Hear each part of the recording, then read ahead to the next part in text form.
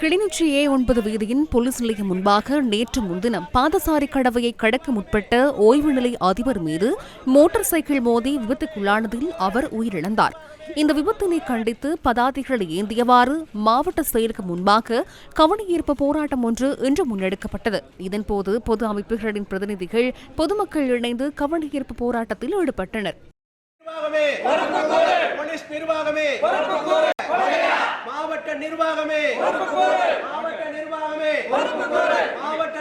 மது பாவனையில் வாகனம் ஓடுறாங்கலாம் அதிகமாக இருக்குது. இதே காவல்துறையினர் அதுக்குரிய நடவடிக்கைகளை எடுத்து இதை கட்டுப்படுத்துறதுக்கான ஒழுங்குகள் செய்திருக்க வேணும். ஆகவே சட்டங்களில் பாரிய மாற்றங்கள் தேவை.